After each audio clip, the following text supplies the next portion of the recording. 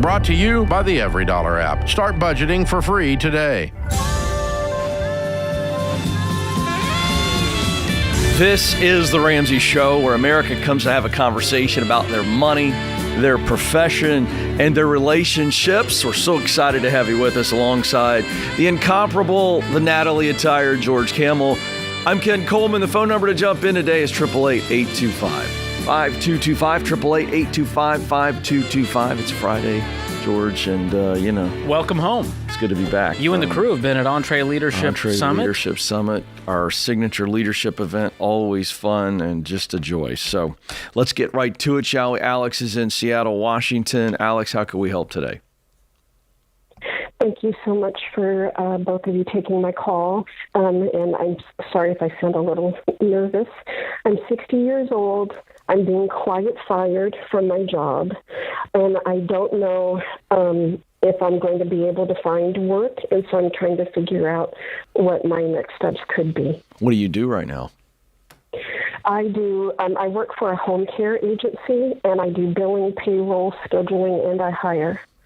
Okay. I've been doing that for 10 years. Jack of all trades. Yeah, but very administratively gifted, I'm gathering.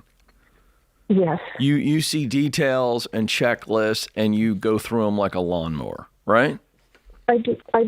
Okay. Yeah. The reason I stopped and kind of focused on that is I want you to understand how valuable you are in the marketplace right now. There are just always going to be companies, small businesses who need somebody like you, who could wear a lot of different hats, as George pointed out, but you're just so valued because your ability to come in and take details and what might be a bit of a mess and clean it up. Does that still feel right to you? It does. Okay, yeah. So that's the narrative. That's the mental language you need to be using for yourself as you begin to start looking aggressively. I'm assuming you're looking for other jobs right now, given that you feel you're being quiet fired. Yes. I've been looking for work, and then I've been looking at maybe starting something, that I don't know if I'm too old. What do you mean by starting something? Starting my own small business and doing this for other, instead of just doing it for one agency, doing it for, I like whoever that. would want the service. I like it. I think it's both and, though. In other words, If we can find something here soon to create a bridge for you, in other words, no interruption in payment, we get out of the current situation that we're in, and then we get stable by just walking right to something else, and then begin to contract yourself out and build that to where you can be very, very successful over the next 8-10 years. And I want George to jump in here on the retirement question. But one other quick question: what makes you feel like you're being quiet fired? So 3 months ago, I worked for this company for 10 years now, but 2 years ago, a year and a half ago, it was sold. The person that has it now stopped talking to me about 3 months ago. I'm shunned. In the office, people just kind of walk around me. I can feel it in the air. Meetings I used to be included in, I'm no longer included. They need me to do the thing I'm doing, but you really get the feeling that I'm not valued. Yeah. He doesn't value me. Yeah, I'm so sorry, Alex. Sorry. And here's what I want you to hear. The good news, this is all bad news, except there's one little silver lining in this, I'm gathering. And the silver lining is that they're not brave enough to actually fire you. They're cowards. Yeah. And you're still, and they're not hampering you from doing your job, correct? Did I pick up on that? Correct. Yeah, okay, so here's the deal. So Alex, here's the deal. This sucks. I'm not going to try to put lipstick on a pig here. Okay, this sucks. This speaks to why I'm in the work that I am. Because this is an example, folks, of what it feels like when you aren't valued at work. It's soul-sucking. It leads to burnout because you're a human being. All of this sucks. But the one piece of good news is they're not pushing you out. And as long as you don't rock the boat, I think they'll probably just wait you out. So let's play their game. So let's flip this thing. And now you become, you do your job, but you are every extra second you have at night, you are now treating a full-time second job as getting the next gig. and do exactly what the advice that I gave you. But I want to, you got what I'm saying? I do. Aggressive. And don't worry. Don't try to fix this situation. It's not fixable. But let's take advantage of it in that they're not pushing you out. And I gave you what I think your next steps are. But I want to bring George in for the retirement question because, George, I don't want her to get panicked in this situation. I want you to give her, give her some coaching here on how she can prepare and where she's at. Give us a sense. Give George a sense where you're at today in retirement. So I have I don't have an IRA or any actual plan. So let me just start by saying that. And that keeps me up as night. I just didn't do it. I just didn't do what I needed to do. I have $60,000 in savings. I have $2,000 in credit card debt. I own one home outright. Whenever I looked at that on, one of the sites, it goes anywhere from $700,000 to $800,000. And then I have a second home with a current mortgage of, on that is I owe $279,000 on that house. Is it being rented? Yes, my son currently lives in it and he rents it. He's good about that. I want to try to keep it. Is he paying market rent? Like, what's your total expenses versus what he's paying? So the total expenses to do that home is to manage that home is about $4,000. The mortgage, utilities, all of those kind of things to live in there, and he pays that. I don't make anything, but I don't pay anything. Okay. That's for another time, but at least tells me that you do have some money laying around. Let's say worst case, you could sell that property and use that for retirement income. Or use the rental income as retirement income. So all is not lost here. I don't want you to give up hope, but you do need to get investing. It's wise to be diversified and not rely totally on rental income or the sale of this property to fund the rest of your life. Okay. And I would pay off the credit card debt today. Okay. Why are you hanging on to the credit card debt? I don't have a good reason. Okay. I don't. I would encourage you to pay it off and then even cut them up. Take it a step further because you don't need lenders. You have Alex. You have Bank of Alex at your disposal. $60,000 saved. You have an income still. I would utilize that. And I feel like you have lost all of your confidence. You've lost your mojo. So part of this journey is rediscovering this new chapter for Alex. And you keep saying, I'm too old. Dave Ramsey's offended. He's just a few years older than you, and the man's just getting started. And so I want to encourage you, you still have a lot of time left. If you're in good health, you could work another 10 years and really build up a sizable nest egg and make a real impact with your career and help a lot of people along the way. Yeah, real quick, I wanted to jump in, George, and ask, how much is the rental house worth and how much do you owe on it? Tell that real quick.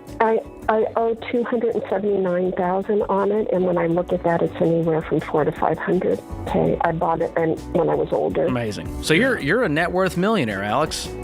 You're not doing as bad as you think. I'd keep my chin up, go find another job, go help some people, and start investing as much as you can. George, get point this thing blank, paid off. would you sell the rental house and stick that into the retirement strategy? That would be my long-term play as a worst-case scenario. All right. That would definitely float hold on to it for now. Yeah. All right. Very good. All right, Alex, listen, get your chin up. Take control of the future right now and find a place where you're valued. It's going to change your life.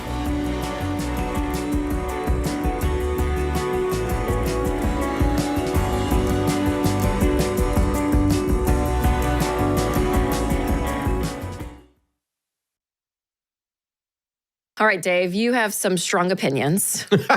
Possibly, yeah. I think so. Okay, because you really prefer credit unions over big banks. Well, credit unions, for one thing, are nonprofit, which means that the members, the customers, own the credit union. So any profits that the credit union makes goes back into customer pricing. So you get better interest rate on savings, cheaper checking, and so on, that kind of thing. But that's what's more important than that, though, is the fact that the customer is the owner changes the spirit on the credit union. So I find very few credit unions that aren't very customer-centric. Well, and I think we have found one that is incredible, and that's Fairwinds. They are an incredible credit union that is really out with the heart to help the customer. They're the right kind of people with the right kind of values. And they've done a really, really good job with customer service. And the deals that they're offering, the Ramsey Tribe, is incredible. Yeah, absolutely. And I love it. The things that we teach, they so line up with. And you're right, their customer service is unbelievable. Winston and I just signed up and we got an account. Yeah. And I'm not kidding. It took less than 5 minutes. It was so user-friendly. Like the step-by-step approach was unbelievable. And then the next day, my phone rings and it says Fairwinds on my phone. So I answered it and talked to someone there and they said, yeah, they give calls to every new customer. And so again, they just really care about your experience. And I so appreciate that. Plus, anything that you can do at a traditional branch, you can do with them at fairwinds.org or on their app. And you'll have free access to over 33,000 ATMs. Hey, you guys know how much I hate banks in general. And so for me to do this is a big deal. Talk to our friends at Fairwinds and check out the combined checking and savings bundle that they created just for the Ramsey Tribe. You guys, it's incredible. Yeah, you guys, it's so easy to join Fairwinds no matter where you live. So go to fairwinds.org/Ramsey. Fairwinds is federally insured by NCUA.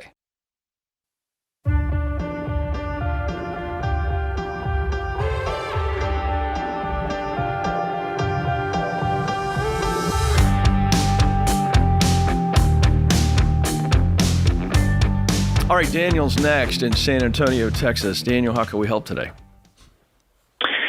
Hey, thanks for taking my call. I just have so many different lines of credit, and I don't know exactly when each payment's coming out or how much is coming out. And I'm just wondering how I kind of get that under control.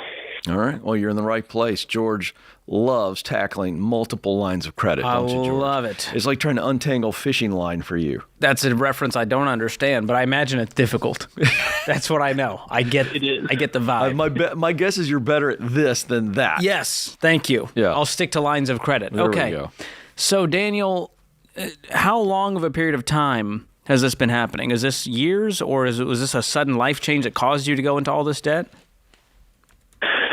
Well, it's really only been a big issue since I bought a house. So you couldn't afford the house when you got into it, and then there was, repairs, renovations? What happened? It's a brand new house, so no repairs or renovations, but those door-to-door guys are pretty good. Did you get sold on solar? And a water softener. Oh, my gosh. Hey, let's stop answering the door for strangers, Daniel. Can you make a promise? Just imagine it's stranger danger. And a Kirby vacuum. Was this $4,000 vacuum? We got it for $1,500. What a deal. Wow. So he's got a clean house. It's powered by the sun and his water saw. Yeah, who's we? Me and my wife got married in January. We bought the house in December. Oh, so there's an accomplice to the crime. Yes. Okay. Are you feeling the brunt of this? How is she feeling about all these lines of credit and drowning in the payments? We are very much together on feeling the brunt of it. We both work together a lot on getting this paid. We don't right now have an account together, which we need to do. That's something we've talked about, is getting a bank account together. 100%. But we don't really. That should have have been a day problem. one. Yes. Is get one joint checking account that all income goes into and all expenses flow out of. That's the simplest way, because right now you've overcomplicated your life. It's overwhelming, and we can help with the credit side. Have you pulled your credit report to understand everything that's out there?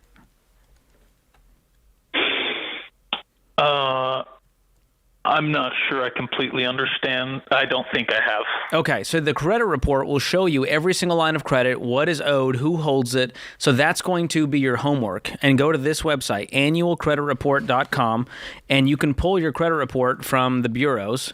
There's 3 of them. Okay. Annualcreditreport.com? Yes, and never pay for this. It's free to do. And you can pull your report from all 3 bureaus, Experian, TransUnion, and Equifax. You'll see it right there on the site. So request the free reports. Once you get those, it'll give you a real clear picture of what is owed. And so it's going to show you the creditor name, the balance, the APR, the minimum monthly payment. And if you can't find any of this out on the credit report, contact the creditor to find out, hey, when is the due date? What is the minimum monthly payment? Make sure that everything lines up, the last 4 digits of the account. So you've got some administrative work to do. And then the real work begins of going, okay, we got to clean this mess up. That's the bigger problem, right? Yes. What's the total debt amount as far as you know? Excluding the mortgage. Excluding the mortgage? Okay, so that makes it a little easier. You can ballpark it. Is it 10 grand? Is it 100 grand? It's around 50. Okay. Around 50 grand. And that is between the lines of credit, the things you guys went into debt for the house, anything else? Are there cars? Are there student loans? No student loans, and we both have a paid-off car. Okay. So you have 50 grand in debt. What is your household income? That's kind of spotty right now. I just got a new job. I'm a waiter, so it goes up and down, but we've both made consistently anywhere from 60 to 70,000 each the past 3 years. Okay. And so you're on track to make 60,000 as a waiter this year? You said a new job. 50,000 this year. Okay. What were you doing before making 60 or 70? I was a waiter at a nicer restaurant. And why did you downgrade? Well, the company I worked for transferred me to a struggling location, and then I quit that job to become a door-to-door salesman, and that what are you just selling? Worked out. Well, I don't do that anymore. I was selling internet. Yeah, I was selling internet. Okay. Well, here's the key. Then, I want you to get your income back up so that we can get out of this debt faster. Because you're telling me right now you guys make 6 figures as a couple. Just about, yeah. Yeah, Daniel, just jumping in real quick, you need to be working as much as you possibly can. So I don't know if that's another restaurant, a better restaurant, adding 2 restaurant jobs, even if it's picking up 2 or 3 shifts. You got to get more income in here to get some momentum. Okay. And as far as the plan to get rid of this debt, you and your wife are going to sit down tonight and you're going to make your first budget. And we're going to gift it to you. It's called EveryDollar. It's an app that you both can log into, have total, transparency into what's going on with our finances. You're going to list your take-home pay for the month. So you're going to list your paychecks that are coming up, right? You'll kind of have a ballpark of what those are. And then beneath that, you're going to list all of your expenses. And to make this easy, you can look at your bank statement from the last month to show you, hey, here's what our light bill normally is. Here's what our mortgage is. Here's our insurance bills, all the things.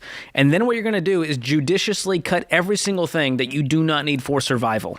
Do you understand what I'm saying? Yes. So if it's not food, utility, shelter, transportation, insurance, it goes out the window, which means we're not eating out. We're going to cut subscriptions. We're going to cut everything out of our life that we don't need for survival because right now we are in survival mode, and I want to get you out of that. Okay. And then at the bottom of that budget, you're going to list your minimum debt payments, and that's going to give you a really clear view of where you're at. You can list the balance and the minimum payment.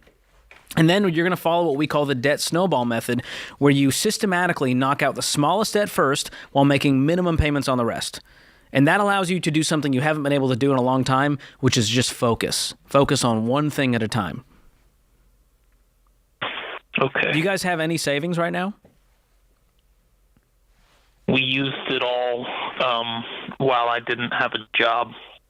So you're down to just paycheck to paycheck in the checking account, nothing in savings? Nothing in savings. Okay. So your step 1 is baby step 1, which is the $1,000 starter emergency fund. And that's going to happen in the next paycheck or 2, right? You guys will have $1,000 flow through your hands. Yes. Okay. What you're going to do is set aside the $1,000 before you start attacking this debt snowball. And what you're going to do is ignore the interest rates. You'll know what they are, but you're going to ignore those and just focus on the smallest balance. Can you tell me what the smallest balance is? $1,000. Perfect. So that's your next goal. How quickly can we knock this out, making extra payments, working extra, selling stuff, doing whatever it takes? And once that's knocked out, you free up that payment. That payment's what, $100, $200? That minimum's $29. $29. So now you free up $29 to apply to the next debt. And you see how the snowball starts to roll and gain momentum? Yes, sir. That is the key. That's how millions have done it. That's how I did it. And I'm telling you, if you just trust the process and trust the plan, you guys will be out of this debt. I'm guessing, let's see, making $120K, you owe $50, you could probably get out of this thing within a year. Okay. But you know what that means, right? Basic napkin math says we got to put like $4,000 a month towards this thing. Yes. And you're bringing in probably $8,000 a month.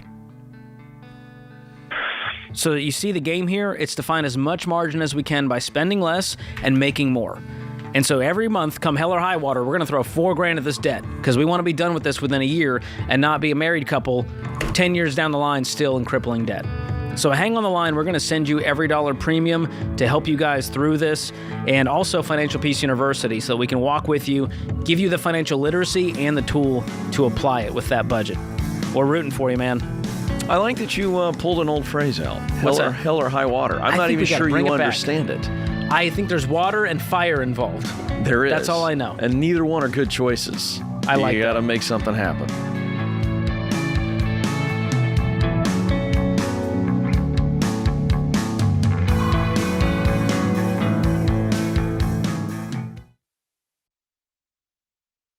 You know, one of the first things I discovered working in the financial world is how absolutely devastating it is when the breadwinner of a family dies and there's too little life insurance or none at all. Grieving families are suddenly left behind, scrambling to pay bills and trying to make ends meet. I also discovered that there are a lot of rip-offs in the life insurance world, like that whole life crap posing as an investment opportunity. What you need is level term life insurance, usually 10 to 12 times your income, which is the smartest, most affordable way to protect your family. The key is finding an independent broker who represents a ton of companies and works for you, not for the insurance company. This is exactly what my friend Jeff Zander and his team at Zander Insurance are all about. They shop the term life companies to find you the best options, and they've been around for over 95 years. So you know they'll be there when you need them. Zander is the real deal. And that's why they've handled all my personal insurance for over 25 years. I trust them, and you can too. Visit Zander.com for instant online quotes, or for a more personal touch, give them a call at 800-356-4282.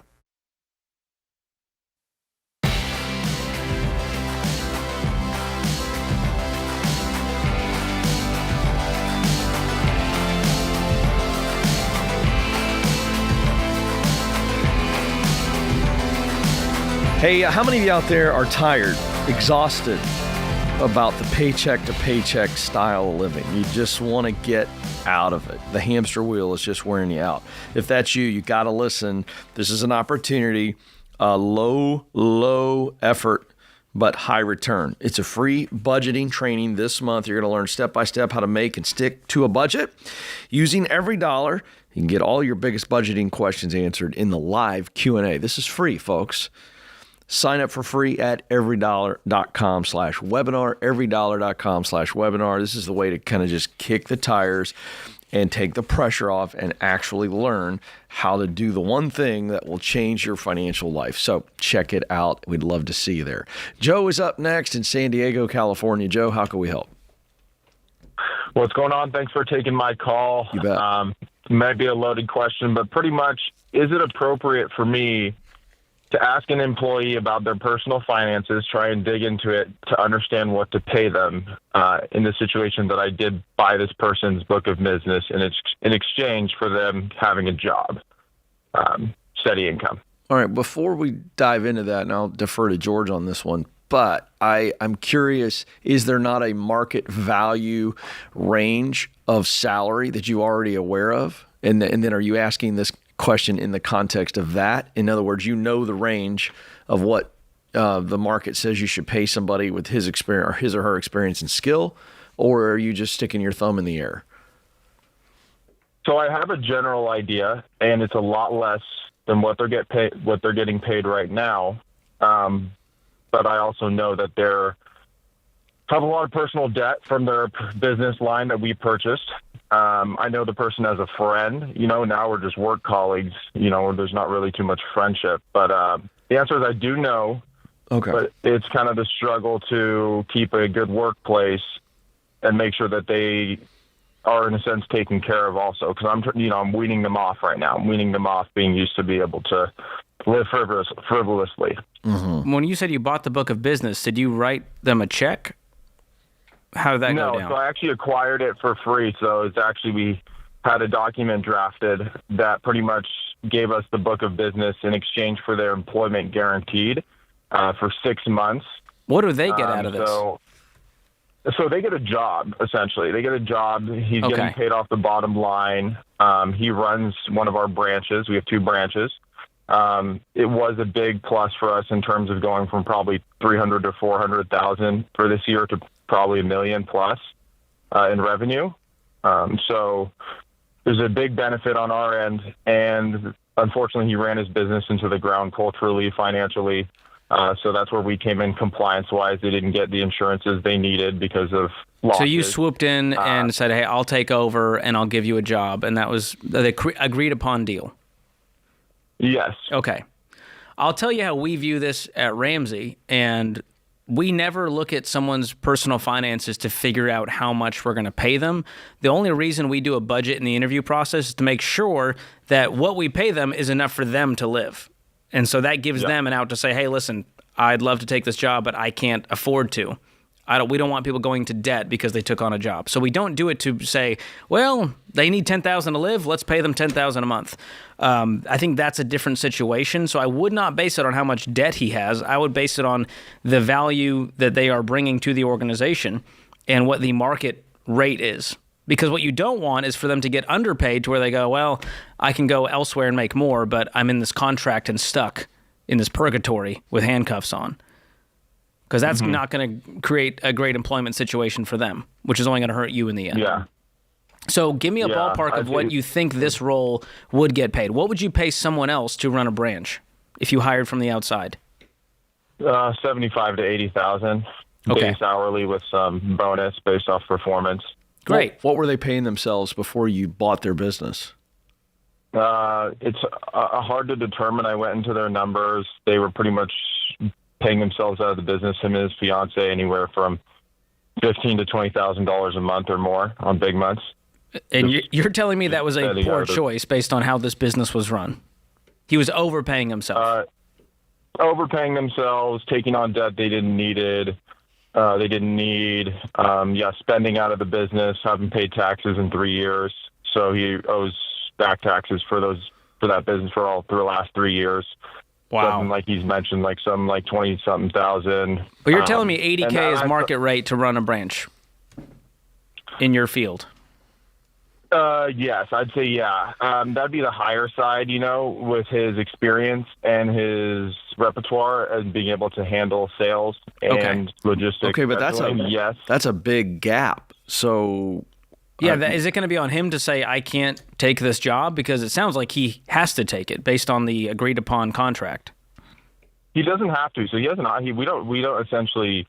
He's a valuable asset to the team. But it's just trying to figure out the balance between being a good guy and making sure he's taken care of. That's why I feel like I need to see something. And I know him, like I said, as a friend from prior to business. I actually, long story short, I started helping build his business. We had disagreements. I was like, hey, I need ownership in this thing. It was kind of like a young start. I'm relatively young, and we went down the road of no. So I left, started my own business in the same field. Now acquired his business line. Sure. No, I get that. Let me jump in here because I really appreciate your heart. You're a good dude, and I love the spirit by which you're entering into this decision. However, you've already pointed out that he was paying himself too much based on the business, and I understand you already have an existing business. But you as you talk to us today, you have a pretty good idea the market value you told us, but you also have a pretty good idea about what's a healthy number, and anything above that is you doing charitable work. True? Correct. Yeah. Then what's that number? Right now, I'd say is charitable work. What's the max number let's forget anything that he tells you in the days ahead as you dig into his finances or the way George told you. Whether he has $500,000 in debt or nothing in debt, matter. It doesn't reflect what you pay him. That's right. And so what I'm getting at is, what's the max number that's not charitable? Max number that's not charitable, 85 to 90, like not much higher than that. That'd be like the best of the best. Yeah, you can't justify a nickel beyond that. True or false? That's true. Well, then that's the number. Okay. Yeah, the only reason I guess I was justifying it was partially the debt, but then also partially like, well, look, we wouldn't have this business line. But I was telling him, dude, there has to be a balance. You can't just say, oh, well, you wouldn't have this business line if it wasn't for, what I created. But it's like, well, you wouldn't have a business at all. Exactly. If we didn't step in. And now his employees are getting way better ratings, better performance. Everything's improved. Everything has improved from A to Z. Correct. So, Joe, that's why I'm jumping in here to say, if you pay him any more than the number you just gave us, you will, and he doesn't make any changes at all. And there's a good chance that he won't make any changes, correct? Yeah, there's a good chance. That's what I'm worried about. Guess what happens? You become resentful. Yeah. And then this whole thing just becomes a negative taste in your mouth, just a nasty taste. So the max number that you've already, that's it. Don't go beyond that. Now, you can incentivize him as the Which business makes sense. grows. As the bottom line grows, so can his income. Yeah, but it is what it is, my friend. So don't go any more than that. And for that reason, George, I'm going to come back to what you already said, and I wouldn't be digging in too much to this guy's stuff. Because then it's going to feel like you're trying to pull a fast one on him based on, and even if it's high or low, I want to treat him like I would any other person who is applying for this job. Give him that dignity and kind of remove all of the history and context and go, this is what I can offer you. And if he becomes resentful or entitled, that's a good sign that he's not the guy for this job. Yep. And it's going to suck to have to go back to the drawing board and hire someone from the outside to run this thing. But that's the healthiest thing for the business. I'd rather do that, yeah. Exactly. In all honesty, business numbers, I'd rather hire someone else, train them. There you go. And because I like you, Joe, I'm gonna send you the Entree Leadership Guide to Hiring that's going to help you make the most of this hire and everyone after that. So hang on the line. Christian will pick up. We'll make sure to get that guide over to you, my friend. Love that. Got to be careful, George, in trying to be kind, that we don't make bad business decisions on a personal decision and it ends up affecting the personal. You got to have some boundaries based on kindness, but also good common sense for your business. Great stuff there. Thanks, Joe, for the call.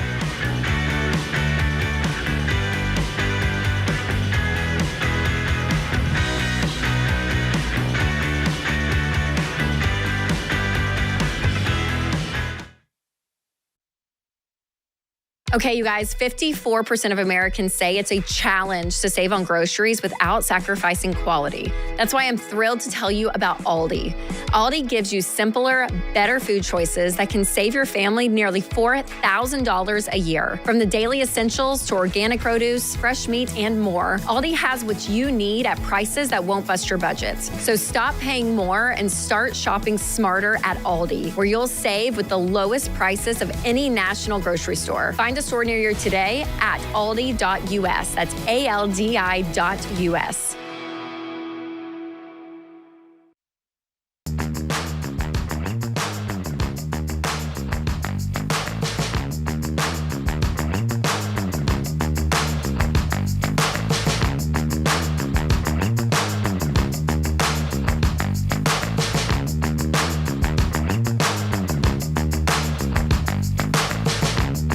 It's time for our Why Refi Ramsey Show question of the day.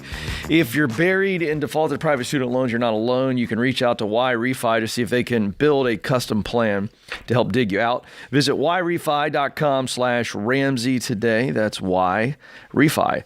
YREFY.com/Ramsey. It may not be available in all states. Today's question comes from Lindsay in Maine. Last year, I bought plane tickets at a cost of $3,000 for me and my 3 children to go on a trip. Unfortunately, it had to be canceled, and the only thing we couldn't get a refund on was the airfare, which had to be used within a year. Fast forward 1 year, and I'm still working to pay off my debt. Do I go ahead and take a loss on these tickets or try to plan a cheap vacation somewhere, adding more debt to my budget? Whew, what a conundrum. So the airfare didn't go to waste, but she has to use it within a year, but she's on her debt payoff journey still. So she's sort of like, hey, there's a sunk cost here. Do I take advantage of the flights because I still have $3,000 I can use for flights and do it cheap? Or I just don't like the way it was phrased at the end, adding more debt to my budget. My budgets are for cash flow planning, not planning to go into more debt. Yeah, I'm not sure why that has to be the scenario. I'm curious to know what you think here. I'm wondering if, okay, we've got the tickets. Can we go, is this a thing where we pause that's what I'm wondering, debt snowball and we save up for a cheap vacation? In other words, bologna sandwiches. We're staying at a discount hotel, a George Kamel special, or is it, sorry, because this is the Dave. I hear Dave right now going, you're not going on vacation. Yeah. You're not doing anything. But if I knew I had $3,000 in credit, what would I personally do if I was in her shoes? That's why I think this is interesting. I'm going to try to give some grace here, some grace and mercy, which is something I rarely do. Because I'm the get-out-of-debt guy at all costs, do it. But I'm also Mr. Frugal, and I go, there's a sunk cost here, and it hurts my soul to just lose $3,000 when I can create a memory. We already, the stupid tax hath been paid. I see you in their kitchen, George, coming up with a super saver vacation to use these tickets. Don't I see you doing that? I'm leaning that way. I see you doing that. I don't know where they could go while limiting how much they're spending. Now, because my thing is, you got to eat anyways, whether at home. So can you go on vacation and go to the grocery store and pack some bologna sandwiches for the week? Great. Can we do all the free activities in that area? Great. The only issue is going to be lodging. That's right. So that brings me to, could we visit family, stay with family, and make a trip around that to limit the costs? See, I knew you could do it, George. That gives me a headache, but you actually figured that out. If we go stay with family. That's my final answer, because the true cost of vacation is going to be the travel is one of the highest costs. And then you got transportation and food and lodging. Yeah. And lodging can really eat up a big portion of the budget. So if you remove the lodging, we can eat cheap and have cheap transportation, have family member pick us up. So I don't know Lindsay's situation, but that's the only way I would feel good about doing that while on the debt-free journey. Yeah. Yeah. I like that. Well done, sir. I tried to find some middle ground here, find a compromise. I think you did. I think you went beyond compromise. I think you got in exchange, you're staying with the family, That is an exchange. You're staying with Uncle Larry and Aunt Mildred, but they got 2 extra bedrooms. They're empty nesters. Yeah. They got some parks and stuff around their house. And I think the kids can make it fun. Yeah. They don't need to go to Disneyland and drop another $2,000 while they're on the debt-free journey. So I'm not advocating for that, but I think there is a middle ground here. Yep. Let's go to Toronto, Ontario, where Bethany is waiting. Bethany, how can we help? Hi, how are you? Good. How are you doing? I'm good. So my question is, I paid off my only debt I had, which was my car payment, and I have about $600 extra, and I've been putting my money paycheck to paycheck into different TFSA accounts, and I have 3 TFSA accounts, and I got 2 RSP accounts running right now, but I want to put my money into something that will give me more money back when I retire or when I go buy a house. And I don't know where to start to put my money into that. Do you have any savings? I have $12,000. That's it. Okay. Is that considered your emergency fund? Is that enough for 3 to 6 months of expenses? So the 3 to 6 months, I have about $5,000. Okay. Yeah. What's this other $7,000 in investments? The TFSA and the RSP? It's just in my RSP. Those ones. Yeah. Okay. I would focus on building an emergency fund because you haven't quite built the foundation to build wealth yet. Because what's going to happen is there could be 1 or 2 emergencies that knock this savings out, and now you're back going into debt to cover it. Mm-hmm. And so I would add up what your total expenses are for 1 month on average, multiply that between 3 and 6, depending on the stability of your situation, and then begin investing. Okay. And what you're saying is, if I'm getting this right, I'm trying to make sure our American listeners know the equivalence. The TFSA is essentially like the Roth IRA in America. Yeah, you use after-tax dollars, account, so it grows tax-free, but it is an investment account. It's not a savings account. Yeah. Okay, and then the RSP is more like a traditional 401k or traditional IRA. Yeah, the I can't take money out of my RSP or else I get taxed. So you're looking for a non-retirement account so that you can invest and have your money grow at a higher rate than a high-yield savings account, which I don't know what the equivalent is in Canada. I imagine the rates aren't as great as the U.S. Do you know what the rates are for a savings account? Well, right now I think I'm at 5%. Oh, that's amazing. That's great. Yeah. And you're saying you want to grow it beyond 5%. Yeah. How soon are these goals going to happen? You're talking about a house down payment? I would like to get a house down payment in within like 10 years. Oh. By the time I hit 40. Okay. So you're 30 years old right now. You're saying there's a long time horizon for this goal. Can I invest it rather than save it? Yes. Yeah. I like that plan. I'll tell you my parameter. If the goal is longer than 5 years, I would say let's invest that money. If it's less than 5 years, I'm more inclined to put it in savings to keep it liquid. Because we've seen, at least in the U.S. stock market, that over a 5-year period of time, generally we're going to see growth. We're going to see ups and downs, but if you just look at any 5-year period, generally you're going to see it go up and to the right. And so I like this plan of you putting this money to work, but I would first get the emergency fund in place and then begin investing in a non-retirement account. So this would be like a brokerage account. I assume it's going to be the same in Canada, that you can open up one of these. Where it's just a taxable brokerage account. There aren't really any tax advantages, and you can just stack money away there, invest it into the market. I would choose like a mutual fund or an index fund to do this. Instead of a single stock. I imagine you have similar things in your retirement accounts, and that's going to allow that money to grow, hopefully, at a higher rate over the next 10 years. Okay. I hope that helps you. I'm proud of you. Oh, thank you. But also, do I continue even putting money into my RSP account? Because I heard someone say you shouldn't. You should just keep your money into your TFSA account. It would give you more I see. interest rate onto it. Well, the TFSA, what's happening is you're using after-tax dollars. So you're not getting a tax advantage this year, but the tax advantage is that money won't be taxed again. Okay. And so I'm a big fan of that because in retirement, it just causes less confusion. And if you have $1 million sitting in that TFSA, that's like $1 million of take-home pay that the government doesn't get to touch again. And so you're kind of betting that, hey, tax rates will likely go up over the long haul. And you're also, in the U.S., there's different stipulations, like required minimum distributions don't apply to those tax-free accounts like they do with the traditional, because the government wants a piece of the pie. And because you already gave it to them, they don't get it again. So a lot of advantages there. I would just stick to the TFSA if I were you for investing. And that's 15% is what I'd recommend. And then anything beyond that, put into that non-retirement account for the house down payment. Okay. That'll give you some parameters to go. And that's pretty nerdy, Ken, but that's kind of our baby step 3B/4 is I'm saving for the down payment. I want to invest. You can invest anywhere from 0 to 15% in baby step 3B, but she's saying 10 years.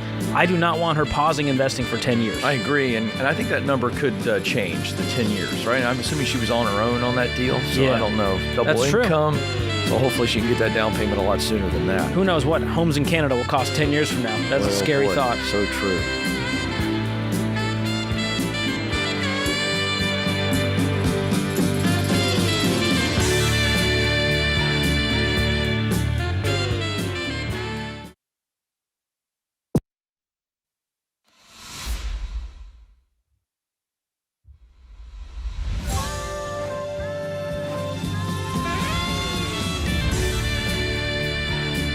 This is the Ramsey Show, where America hangs out to talk about their money, their work, and their relationships. 888-825-5225 is the phone number. I'm Ken Coleman. George Kamel joins me. And we're going to go to Jake, who's joining us in Las Vegas. Jake, how can we help? Hey, how's it going, guys? Hey. Quick question for you here. So I'm planning on moving in with my longtime girlfriend by the end of the year, probably. And buy her dinner first. I've bought her plenty. So she's actually been in school for the past couple of years, and will come out earning. She's graduate school. She's going to come out earning a pretty good chunk, maybe close to 130 to 150. And I'm just looking for some help on how to budget that, because she's going to be the higher income earner, but she'll also have a lot more student loans. So just looking to see how you guys would recommend we balance that household budget. Well, that sounds like you guys are combining finances. That is the plan, yep. Or at least in some way contribute to the household, the goals together. Can we play out a worst case scenario? Because that's 99% of the calls we get on this show. Yeah, let's do it. But before we do that, George, I was so excited. Well, you're going to get to do it. Okay. Super quick question. What's your income? We know hers, or what it's going to be. What is yours? So I'm making pretty good money. I'm making about 90 right now. And she's going to be in the 130 to 150 range. Probably, yep. Mm-hmm. How much debt do you have? I have none, and I have a pretty good savings investment accounts built up. We're both really young, so I'm in a very good place. She just has the student loans as well. Nice. All right, George, dash his dreams. I'm not here. I want to show you all the sides. Yeah, because I got worried when you were saying, hey, we're going to move in together. Are you guys going to buy a house? No, we're going to rent an apartment together. Okay, and then what about the payoff? Because my concern, and we've seen this happen, is you help girlfriend pay off her loans, a breakup happens, and now you just have a sunk cost of helping this person pay off $50,000 worth of their debt with no financial relationship. Yeah, so I'm not planning on paying off her loans, but I'm wondering how much she would expect. I guess that would be a conversation for her, but how much she should contribute to the household versus living off of one income, having her use her income to pay off the debt primarily. Well, it's simple. It's simple. You guys are roommates. You're not married. So with roommates, you'd go, all right, we're going to split it down the middle. 50-50. Okay. And, she pays half the housing expenses and everything else she needs to be putting toward the debt. I don't know how gung-ho she is about getting rid of the debt, so she may be less excited about this plan of living like she's broke after finishing her program and making this amazing income and then still living like, man, I'm still eating ramen over here. Mm-hmm. How intense is she about getting out of debt? She is wanting to get rid of it ASAP. Okay. And do you know the total amount? It's a couple $100,000. Woo! Hello. What was her program? What degree is this? It's a medical degree. Okay. Is this like a nurse practitioner type thing, or is it on the administrative side? Physician assistant, very similar. Okay, PA. All right. So what's her long-term income possibility? So probably at most, getting up to around $200,000. Yeah. How long you guys been dating? We've been dating about 3 years. And you've never lived together? Well, she's been in school for the majority of that time, and we've actually been doing long distance for about 2 years of it. But anytime she comes home, we are staying together, so we sort of have a history of living together for a few months at a time, and it goes really well. Of course, we have those long-term plans together, so we are... How old are you, Jake? Very young, 20, 25, 26 years old. Okay. Are you thinking about marrying this girl? Yeah, that's on the agenda for both of us. Where is it on the agenda? Give me a date. 5 years down the road engagement, probably. Why 5 years? Hold on, another 5 years? Yeah. Or probably something like that. Why? Maybe at least 3 at a minimum. What's up with the minimum? I'm calling in for financial advice, guys. I'm just curious. Advice. America is also wondering. Jake with the Heisman. He stiff-armed us. Yeah. Hey, look, you're right. You did call in for financial advice, but guess what's involved in finances? True. Good point. Yeah, I mean, we're just sort of feeling it out. We're not in any rush right now. Want to enjoy time together while we're young, and we know the vision we have, so we're not in a rush to get married. We just want to enjoy our time together. Okay. I've done all I can do, Jake. Jake gave us the boundary. It's not to me, Jake, it's not like a moral thing. I'm not here to make judgment calls about your life. I'm just telling you that financially, you're going to be so much better off by combining your financial lives, working toward a goal together, working toward a vision together. And right now it feels like we're just kind of looking to play house and have a good time. And you can do all of that and be married. So if you're committing to live with someone, committing to help someone with their debt payoff journey, whether it's, support or financial, I would just go, hey, we're going to pay this thing off a whole lot faster if we work together. We're going to build wealth a whole lot faster if we work together. And if you know she's the one, I don't know the reason for a 5-year delay. Hey, George, back off. He didn't call in for relationship advice. One man's take. No, more Jake, than fine. I Jake, didn't mean to get a... Yes. I'm just having fun with you. It's Friday. I like to have a good time. Here's the deal.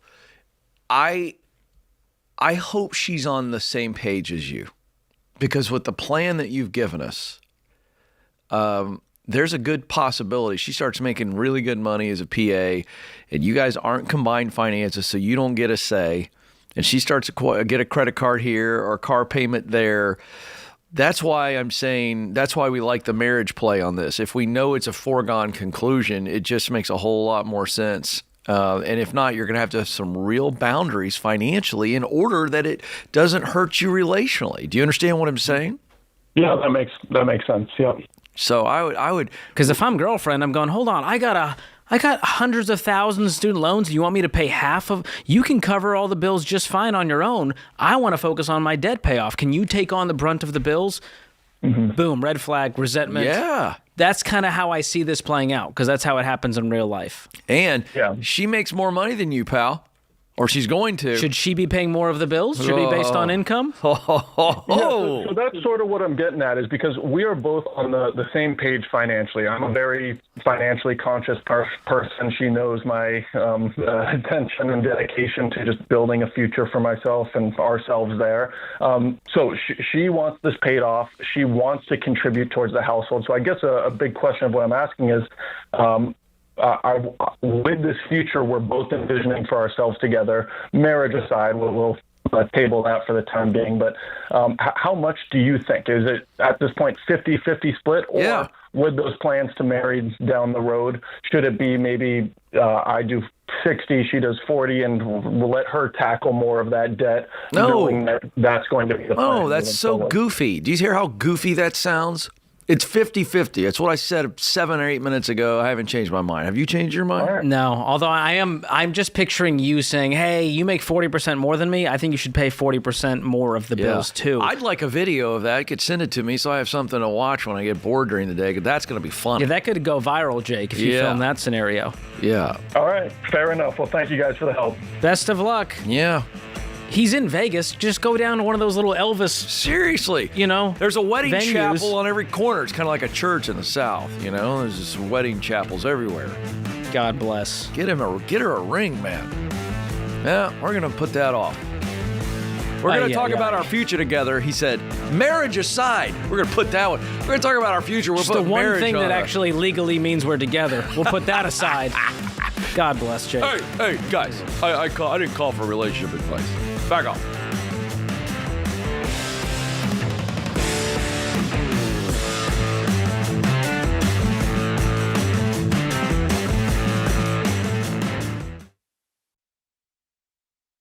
Hey, technology has changed a lot in the last 30 years. Now the hot topic is AI, and I understand that it might seem intimidating. But if you use AI the right way, it's just another tool to help you work smarter and faster, like a calculator or a cordless drill. So if you run a business, you'd better get on board with it before you get left behind. And NetSuite by Oracle offers AI-powered tools that help small businesses improve efficiency and make smarter decisions by bringing all their major business processes into one platform. That way there's one source of truth for the real-time data you need to take advantage of opportunities. Then you can forecast better, scale more efficiently, and streamline those manual tasks that take too long. So join the more than 41,000 businesses, including Ramsey Solutions, that rely on NetSuite to help tackle some of their biggest challenges. And right now you can download the CFO's Guide to AI and Machine Learning at netsuite.com/Ramsey. That's free at netsuite.com/Ramsey.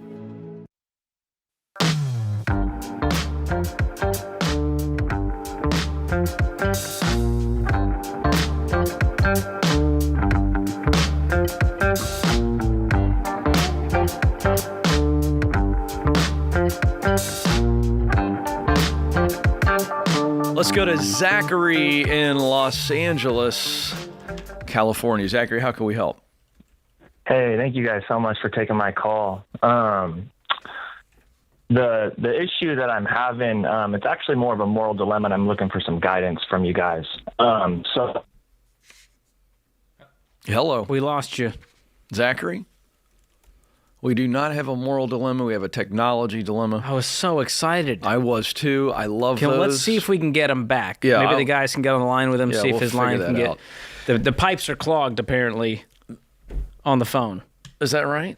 I think. I don't know. I appreciate that. He was sounding good until he wasn't. I appreciate that very much. All right. Well, while we're trying to get him, this is a good time to talk about. You and I were talking about during the break. You're getting ready to move. Got a new home. We just love to move. Yeah. I realize I like pain and suffering, and so every few years, why not? You know, every 1,000 days, just up and move. Yeah. Well, a lot of people are thinking about buying or selling. George just started his process of selling, and we always recommend don't do that on your own. It's such a massive financial decision.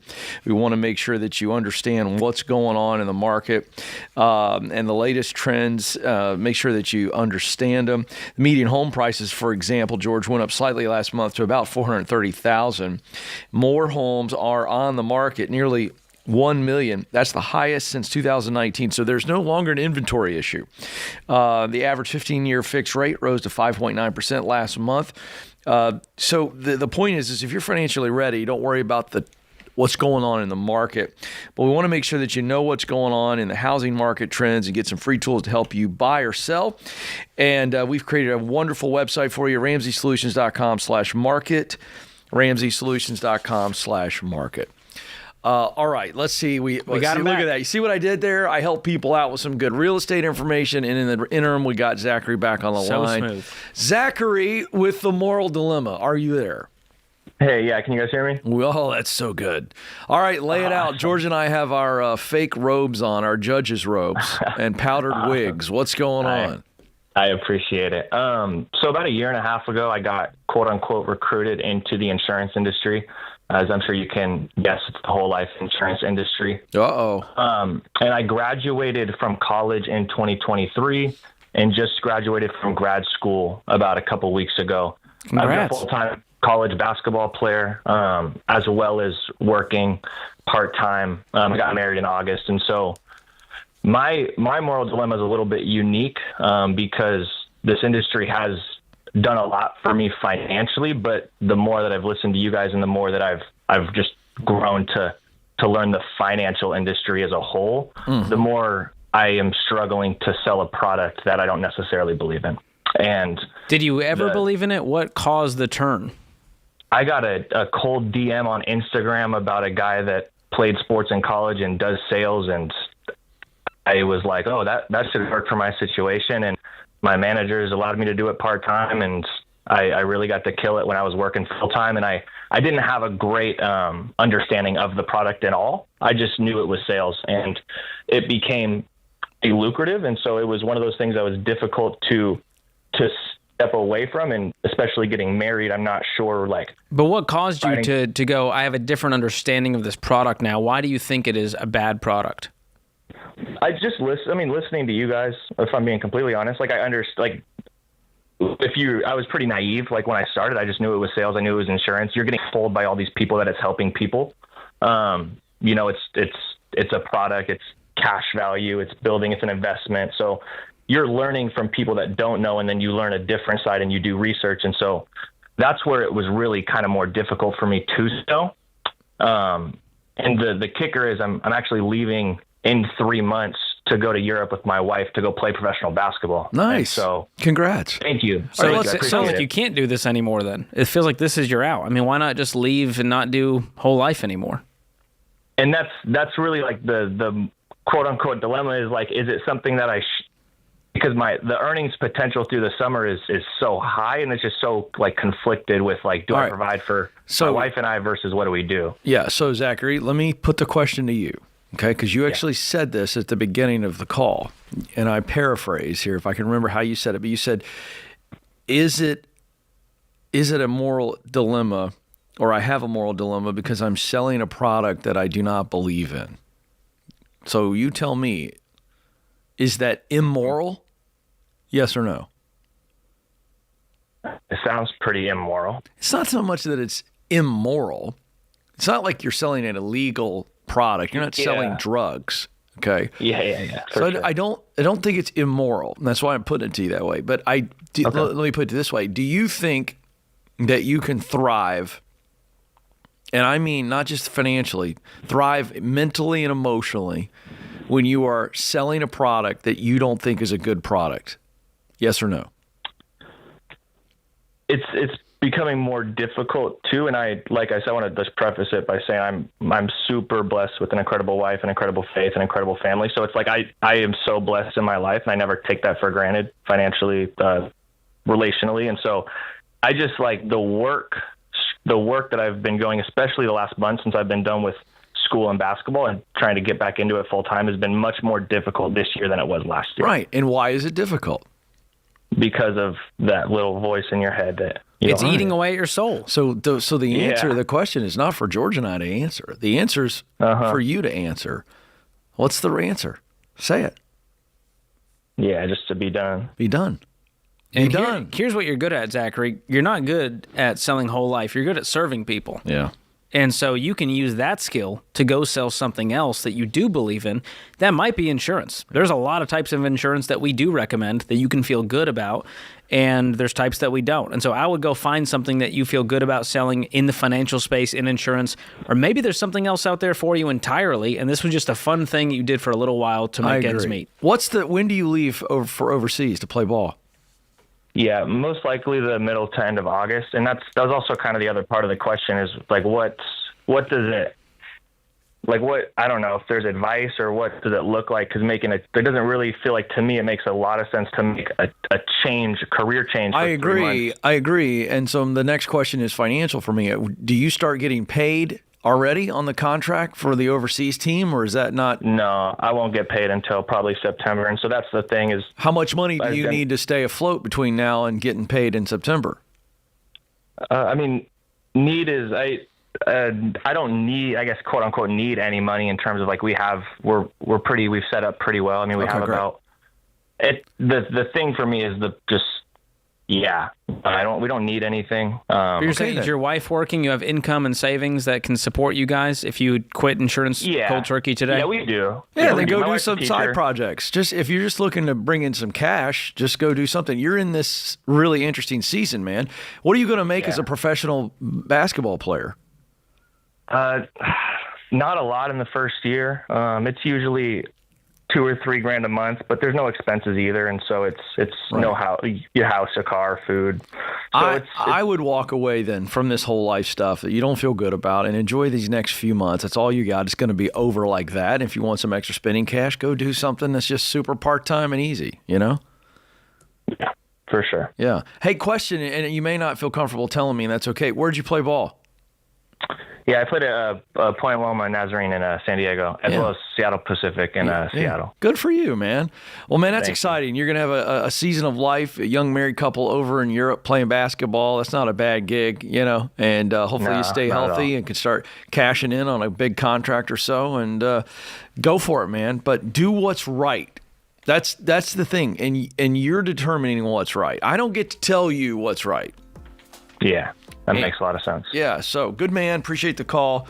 Yeah, I love the honesty there. Yeah. That takes a lot of self-awareness and soul-searching to go, man, I'm making great money, and it's eating away at my soul. I can't do it anymore. George. I love the way you said it, because the bottom line is if you're selling something that you don't believe in, it will eat away at you. There's just no question about it. And it's not worth the exchange. It's selling your soul at that point.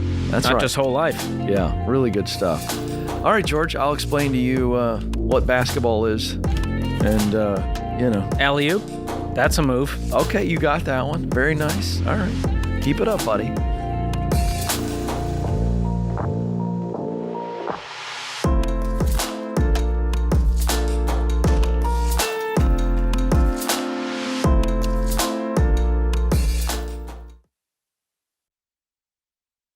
When you go through a job loss or job change and lose your employer-sponsored health insurance, there's no better time to try Christian Healthcare Ministries. That's right, there's another option besides COBRA to take care of your family during that time.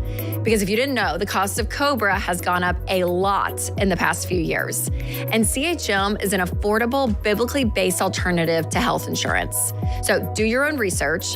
The CHM is a great option that's potentially a third of the price of Cobra.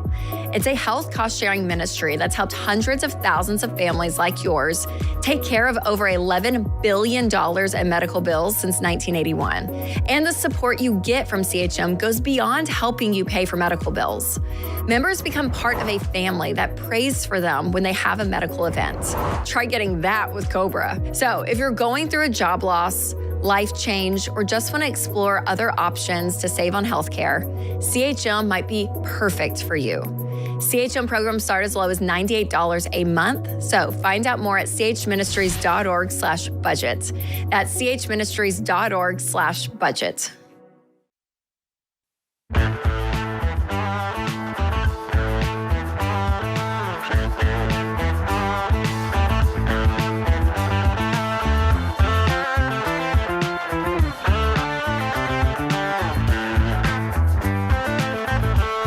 Let's go to Laura in Columbia, Missouri. Laura, how can we help today? Hi. My question is if you guys would think that it would be feasible for me to be a stay-at-home mom. So I've kind of ran the numbers and I've made a budget for my husband, and we've kind of looked everything over, and it's taken him a while to finally agree to it and be comfortable with it. But my thought was if I could get the Ramsey Network to quote unquote approve it, then maybe we could make it happen. Oh, wow. That feels pressure, like Ken. So like he's already sort of okay with it, but you need our final stamp of approval, and you're hoping that gets him on board? Yes. Oh, boy. You know what? I got no problem getting in the middle of this one. What do you think, George? Yeah. You're good? All right. So you got to give us the details. So let's cut right to the most important part of it here. When you've done the budget, because we don't have time to go line by line.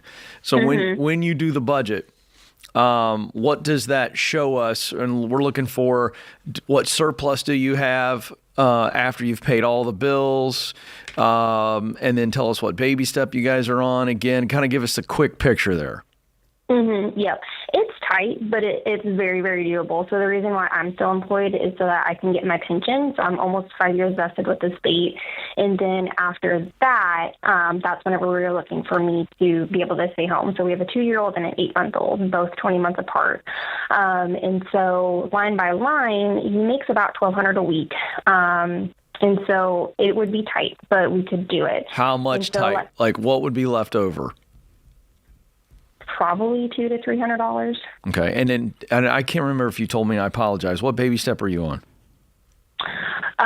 So everything's paid off besides the house. Oh, okay. We just have $50,000 left on the house. Great, and you have a fully funded emergency fund. We do. We have about $20,000 in savings. Way to go! That's fantastic. Congrats. And when you say you have $200 to $300 extra, is that after all expenses are paid? Health care? Are you investing 15% of his income at that point, and there's still $300 left over? Yes. Okay. So your only other financial goals would be saving for college and paying off the house in the baby steps? Yep. So we cash bought a vehicle in March. We traded my old Equinox in for a minivan, so I'm a minivan mom. And so we were able to pay cash for that, which is pretty awesome feeling. And then everything else is paid for. So we have no debt, no nothing. And then he has side job Saturdays and I have side job Saturdays. And so I'm a part-time photographer, and so he's a blue-collar man. So he goes and welds and what does he make? Cattle and all. Okay, this is great. So, I have a couple more questions and I'll be ready to rule. I think George is probably already ready over there. I see him. No, I'm hesitant. Yet. You're hesitant. Okay, I got a couple questions that may help Judge George. Okay. All right. How much does he make right now just in his trade job, his main job? Probably right around $70,000, I think. And what were you? $1,200 a week after taxes. Okay, great. And what were you making? Let's assume you're already gone. So what has been your salary? $50,000 a year. So we're taking a $50,000 hit. My question is, with you doing the, what'd you call them, Saturdays? What'd you call it? Side job Saturdays. Side job Saturdays. I love that. Are the side jobs that both of you are going to continue to do, are they included in the budget number that you gave us? Not his. Mine was, I do photography, and so I charge $300 a session, and I just budgeted to do 2 sessions a month. That's very minimum. Got you. For me. And so. What about his side hustle stuff? What will that generate? It could be $1,000 a month easily. And that's not included in the numbers you gave us. No. So in all reality, it's reasonable to assume that from your budget alone, just going down to one income, you're going to have, let's call it $300 of surplus a month after everything's taken care of, and then we add his $1,000, so we're going to be in the black. Let's say $1,300 a month. Mm-hmm. Okay, that to me, I'm okay with it. I'm fully okay now, because what I was going to suggest is, how could he make an additional $50,000 a year professionally? And the fact that he's blue collar, but he's kind of in the trades, I think there's very reasonable expectation that he can do that. And if he were to get close to replacing your 50 in the first 12 months, to me, that's a no-brainer. But I'll see what Judge George thinks. He's over here quietly tapping his pen. Tap, tap, tap. No, I like this plan, Laura. I'm not worried. I just want to make sure that you guys have enough margin to create sinking funds to save for vacation, create a sinking fund to save up to upgrade the cars eventually, to have enough to throw a little bit at college savings, to have more on top of that to throw at the mortgage, to be able to give and spend the way you guys want and not just be right up to it every month. Because when you said it's tight, I feel like that brings its own stress. But I also know that staying at home is such a big decision, and it's such a family values decision, that it sort of trumps the just math numbers. Yeah. And that's where I go, if you guys both agree this is the right move, do it, and then figure out a plan to achieve those further goals. And that might mean he busts his butt and gets some raises. It might mean that you have to continue this side hustle for the next 3 years until we get to a better place. But if you guys are willing to make those sacrifices necessary, you have a green light from me. Yeah. And you know you have a green light from me already. And I would also add to it, you will not regret this decision to come home. If you change your mind, you can always go back to work. But you'll never get this time back with those little ones. And I'm speaking as a guy who, I'm watching my kids grow so fast, it's freaking me out. You know, I got a kid who just finished his freshman year in college, and I thought I was changing his diaper yesterday. It goes fast. And so I just think, that's the biggest thing. And I'm going to also say this. And by the way, my mom was a working mom, and my wife has worked during many years of our kids' lives. So I don't want what I'm about to say to get misinterpreted, because that happens in today's age. So I'm going to say this as clearly as I can. I am pro women who want to work for financial reasons or professional reasons. Love it. But I also think that the greatest job in the world is a stay-at-home mom. And I applaud you. Give it a shot. So is your husband listening in right now, or is this, we're going to tell him this later? I was going to tell him later. All right. Fun. When is this happening, you said? Is it a little ways out? So I would be vested for retirement at the end of July, and so then probably August. Okay, good. Just a few months away. Yeah. Congratulations. But we wanted to stay that vested so I could get the pension when I retire with the state, but then also I put in extra retirement, so I put in about 15% of my income once I started here, and so I have roughly about $30,000 in retirement just with the state. Awesome. Nice. Way to go. I think that's a very wise move. And I'll tell you, Laura, my wife decided to stay at home after a 9-year career at Ramsey. She was thriving, crushing it, and it was the right decision for her, as hard as it was. And so I think, like Ken said, you're not going to regret this. And it is definitely it's a big move for your family. It is. Yeah. It is. And I love what I do. So I work in recruitment for a college, and I love what I do to recruit these students for technical education. It's just my babies are calling me home. Come on, Mama. I love it. I think that's fantastic. George, really quick, because we got about a minute and a half with her. I'd love for you to give her some advice on what to do with that pension and maximize that. Oh, absolutely. So you said you're fully vested. When will you have access to it? When I retire. Okay, so we're talking 60? Yeah. What will it end up being per month? Right around $1,500 to $1,900, I think. Great. So that will kind of bolster your retirement. And as long as he's investing that 15%, you guys are still young, right? Yeah. So he just turned 31 this week, and I'm 29. And we have him putting $500 a month into a Roth IRA already. Okay. But you're not quite at 15% yet? I I am with my current salary. With him, we're at $500 a month for him putting into a Roth IRA. So you'll need to increase that to 15% because it's 15% of household income, which then might change your budget. So I'd go back to that budget and see what it would be like to take 15% out of each paycheck before it hits versus his current $500. I still think you're going to make it happen, and I think the power of you guys making this move will change the direction of your family in the best way, and the money will just show up because you guys are willing to work for what's important to you. Yeah, Laura, so excited for you, and you're going to be great at home. It's going to be great. Tell the husband it's going to all be okay. It's natural for him to be worried about losing an income, but it'll replace itself. Glad we got to make that decision. I think that was the right thing. Yeah. For two random guys to do. Two random guys, yeah, to rule on it.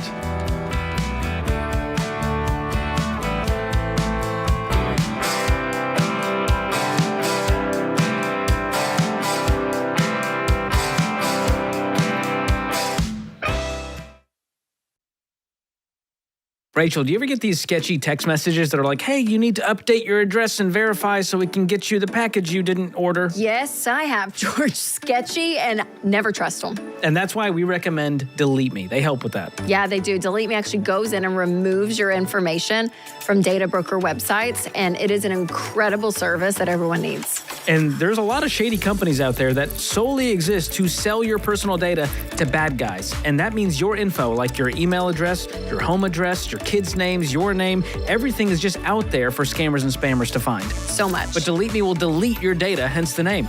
It's gone. They'll wipe it out for you so you can sleep easy. That's right. And then once they remove your information, then they're going to send you a detailed report telling you where they found your information, when they removed it, how many hours they've saved you. I mean, it is incredible. It's so detailed and it's beautiful. Get this. So far, they've reviewed 27,000 listings on my behalf, removed me from 240 data broker sites, and saved me 77 hours of time. It's incredible. Absolutely amazing. And Winston and I now get fewer texts, weird emails, spam calls, all of it. I love it. So you got to be sure to check them out. Ramsey fans get 20% off their annual plans. Just go to joindeleteme.com/Ramsey. That comes out to less than $9 a month. Super affordable. Again, that's joindeleteme.com/Ramsey. Make sure to check it out, you guys.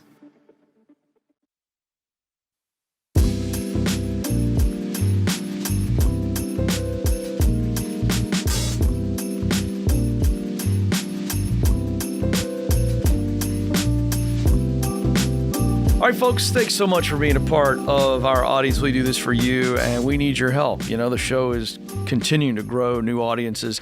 And so wherever you're partaking of the show, if it's on YouTube, we'd love for you to subscribe, like, and share. And if you're listening via podcast, give us a follow and a share as well. Subscribe, because that helps us grow. You know how the algorithms work. I don't, but that's what they tell me. So we would appreciate that. We don't want to hurt Ken's head. We do not. It's easy to do, George. You say things like algorithm, and I just start to get verklempt. Keep Ken out of it. Start crying. It scares me. Aaron is up in Columbus, Ohio. Aaron, how can we help? Hi, Ken. Hi, George. Thank you so much for taking my call. You bet. Long-time listener and follower of Baby Steps. Thank you. Wife and I made it to Baby Step 7 about 5 years ago. Hey-oh. That's no that's no small thing there. That's huge. Yeah, thank you. But got a problem. I wanted to run something by you, get some advice, and see what you think. All right. So one of the things we're doing well that got us there is investing in our company 401k plans. And I work for a small business, very small family-owned company. It's the LLC. And have been in their 401k about 14 years. Have amassed about $315,000 at its height in March of this year. We know what happened in the market in April, so it went down about $250. And around that time, the company wants to switch providers. So we get a blackout notice. Everything seems kosher. However, during that switch, I found out that we were fully divested out of the market for 7 days, May 7th to May 14th. And if you've been watching the market, that was a rally period. So losses were realized. I lost about 237 shares valued at $18,000 out of that retirement account. And I've got about 30 more years projected to my retirement date. So the question, I guess, is, have you ever heard of that? I guess it's standard, I'm told, for an old 401k provider to liquidate to cash and then spend some days to move out of the market and then rebuy with the new company. Man, that really stinks. And, the changes like this happen all the time, but the crazy fluctuations in the market is just really bad timing to miss out as the market makes a comeback and you're sitting on the sidelines, unable to do anything about it. Sure. And so I don't know that there's anything you can do to get that money back. I mean, essentially, it was out of your control, and you're going to just have to build that back up. But you can ask HR for a detailed transfer report, and work with the record keeper to go, hey, what exactly happened? I want to make sure that my investments are still invested where they were. It's in the same funds. I have the same amount of shares. But you're telling me that essentially they had to cash out this transfer temporarily for that week.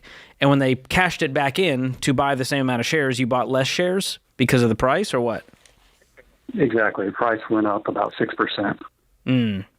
So it's not a loss in a traditional sense. It's more of a missed gain.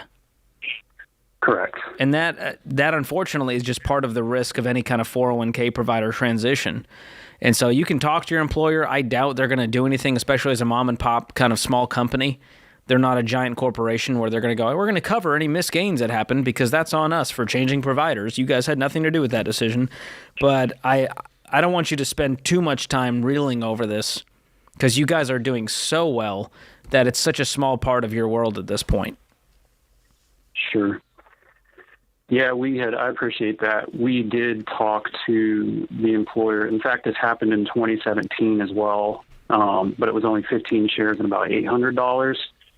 Much so smaller when this scale. Came about I had warned the employer and asked the new advisor, hey, I've got scars from last time and the stakes are higher.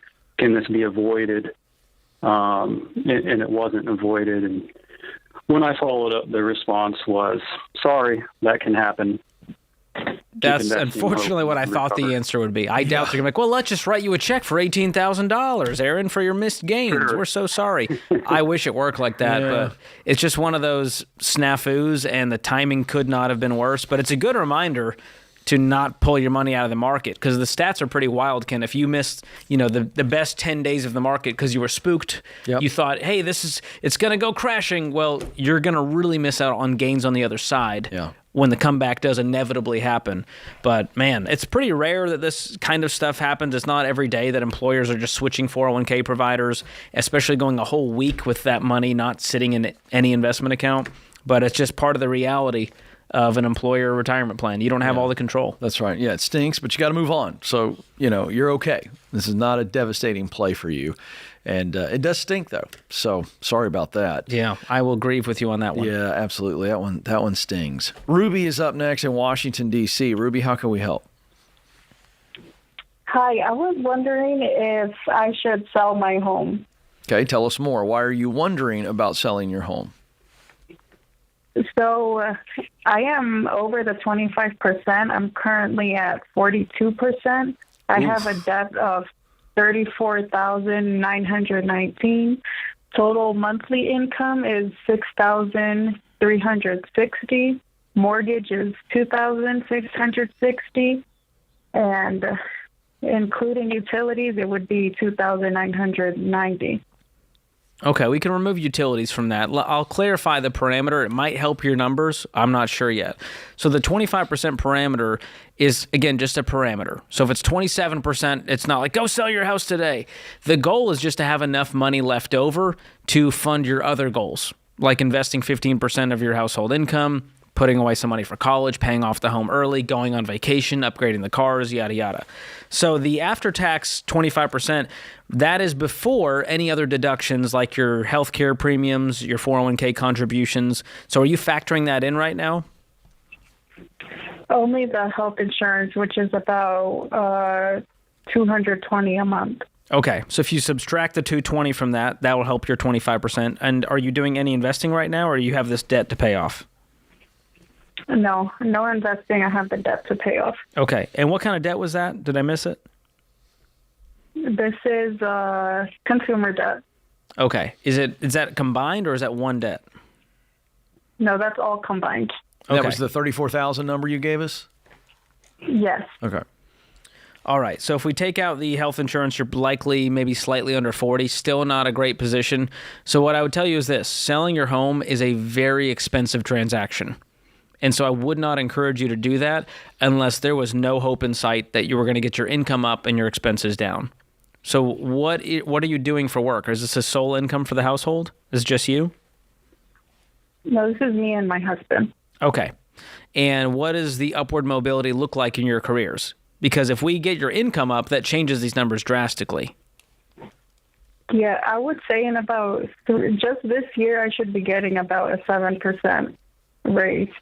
Okay. My husband, on the other hand, is probably going to lose his work permit soon, but we have high hopes that he will be able to get it back again in about 2 years, just because of timing with USCIS and all of that stuff.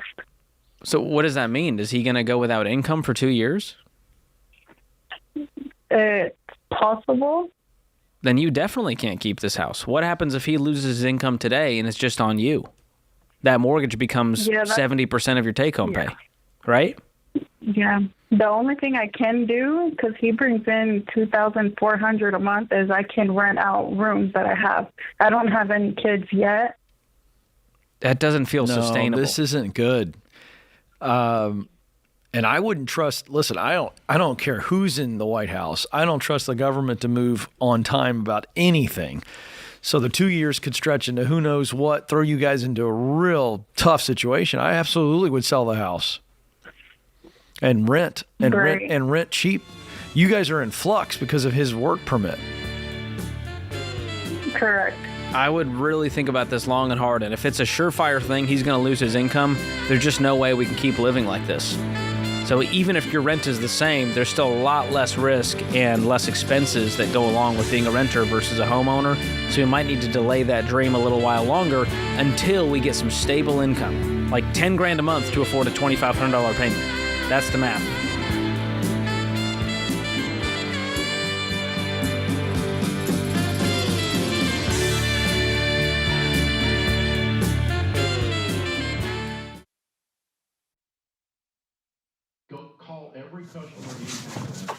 Hey, what are you still doing here? You know the rest of the show's happening on the Ramsey Network app, right? So you got to jump over there to continue watching. You can download it for free. Just go to your app store, type in Ramsey Network. It's completely free, and I'll drop a link in the show notes to make it easy for you. So if you're watching on the app, you're in luck. But if you're watching anywhere else, this show is over for you. So jump onto the app and let the fun continue. All right. Go on now. Don't make it weird. Okay, I got nowhere to go, so you need to go. Okay, bye-bye now. All right, it's getting weird over there, guys. What do we do?